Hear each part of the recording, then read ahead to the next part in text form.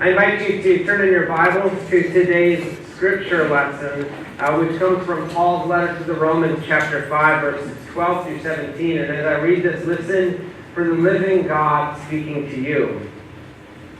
Therefore, just as sin came into the world through one man, and death came through sin, and so death spread to all because all have sinned. Sin was indeed in the world before the law, but sin is not reckoned when there is no law. Yet death exercised dominion from Adam to Moses, even over those whose sins were not like the transgression of Adam, who is a type of the one who was to come. But the free gift is not like the trespass. For if the many died through the one man's trespass, much more surely have the grace of God and the free gift in the grace of the one man, Jesus Christ, abounded for the many. And the free gift is not like the effect of one man's sin. For the judgment following one trespass brought condemnation, but the free gift following many trespasses brings justification. If because of one man's trespasses death exercised dominion through that one, much more surely will those who receive the abundance of grace and the free gift of righteousness exercise dominion in life through the one man, Jesus Christ. Family, this is the word of the Lord. I want to extend a warm welcome to all of those who have traveled here from elsewhere. I hope that if you're traveling from the north that you have caught a little bit of warm weather. But I'm sure that we have some people here who are visiting family and preparing for Thanksgiving. How many of us are having family members over for Thanksgiving? A few of us, yeah. So my family, a bunch of my family members from Minnesota have flown down to spend the holiday with us. And by the time Thanksgiving Day comes, about 20 of us are going to sit around the table for Thanksgiving dinner, 20 of us. And my family has a tradition. Every Thanksgiving we do what I think a lot of families do, and that's that all of us go around the table and we share one thing for which we are grateful for over the past year. But we have one rule for this tradition, that it can't be something that you just think of at the last minute, and it can't be general, and it can't be something that everyone can be grateful for, because it is easy to say, we're grateful for the good weather, or we're thankful that we're thankful for good friends and blessings and roses and candy canes and unicorns. You know, these are things that all of us can be grateful for, but in our family, the one rule is to make it thoughtful and make it meaningful. So I'll share with you what I'm going to share with my family on Thursday, because none of them are here right now. I'm grateful for the support that my family has given me and my wife and my child as I have grown into this ministry here as pastor of this church.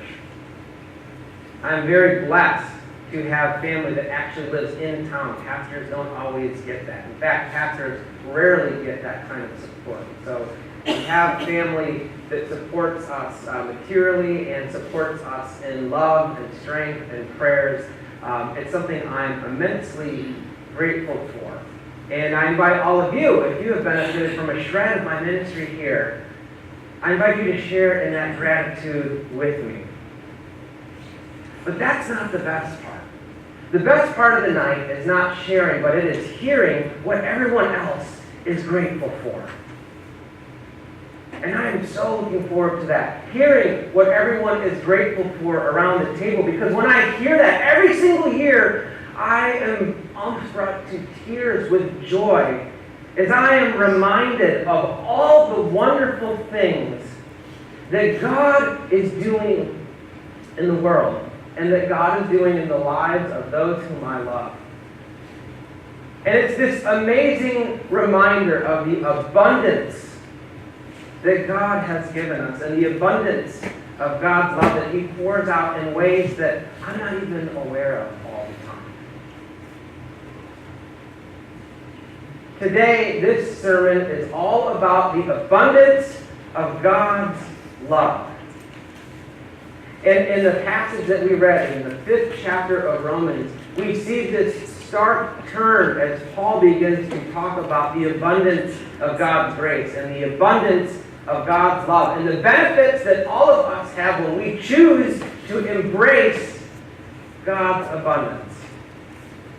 And that it's in Jesus Christ that we are all shown the abundance of God's love and the abundance of God's justice and the abundance of God's power over sin and death. But before we can embrace the abundance, it's important that we recognize the void that Paul talks about that brings us to the place of abundance.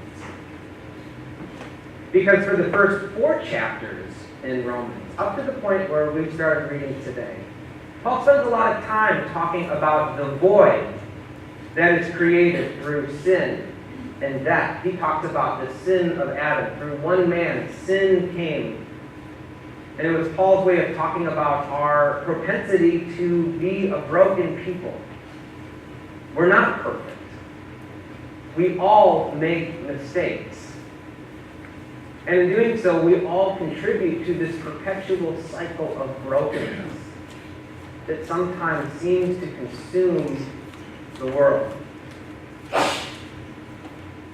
And the most difficult thing is that this void, what Paul's talking about, is not something that we can get out on our own. In fact, we might find ourselves running into trouble if we do try to dig ourselves out of that hole on our own. When I was young, my friends always counted on me to get us out of trouble because we were always getting into trouble. Nothing too bad, but we were a mischievous bunch. And whenever we got into trouble, they would look to me, and I was the one who would talk to the adults. I was the one who would smooth things over. And I could fool almost anyone except my mom, because she knows me all too well. And so when I would speak to my mom and I would try to get out of trouble, she just sat there and she would listen to me, and she says, the more you try to dig yourself out of that hole, the deeper you're getting. So keep on digging. This is what Paul is talking about. This void that we find ourselves in through our sin, through our brokenness, through our imperfection. And because of that, on our own, we are unable to reach God. And we can't do it in our own power. And we always run into trouble, though, when we try to reach God under our own power. I think one of the biggest misconceptions of faith is that we somehow have to earn our way to stand before God. Or that God expects us to have a certain amount of good deeds in order for us to be in His good graces. And if we buy into that, it impacts, in a negative way, our relationship with God and our relationship with others.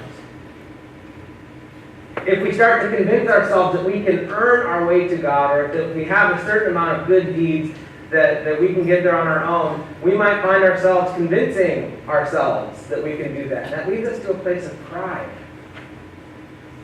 Pride coming from this notion that we might not need God.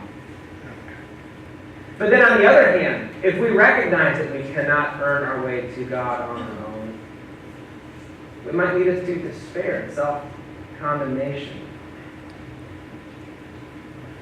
Not embracing the abundance that God gives us freely can lead us into some unhealthy spots in our relationship with God.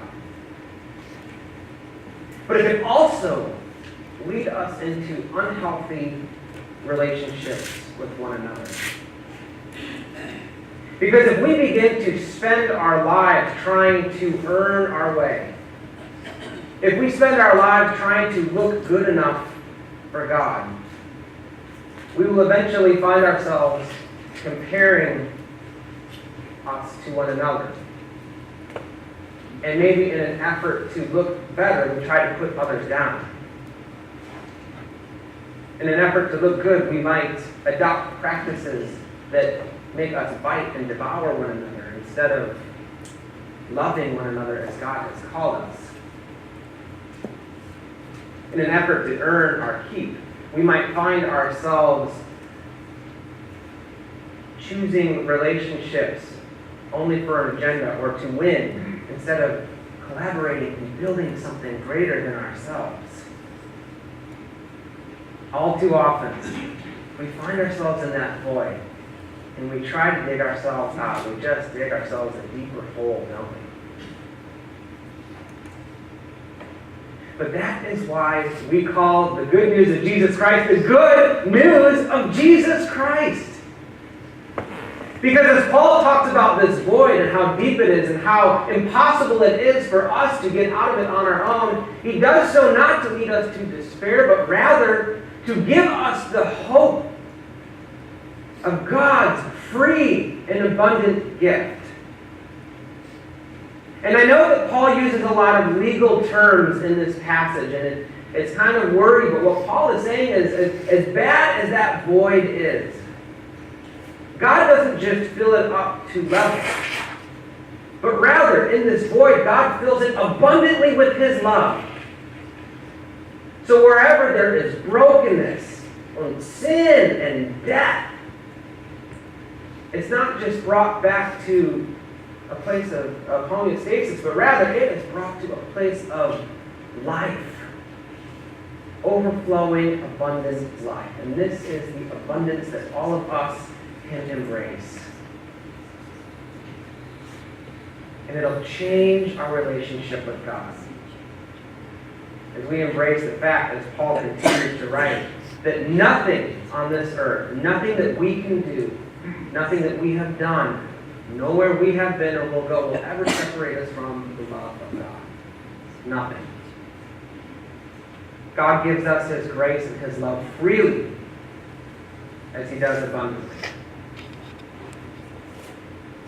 But this abundance will also enable us to build our relationship with each other and to change the cycle of brokenness that we see in the world. And when we do that, when we embrace that abundance, we can see that we can start to make this world a better place.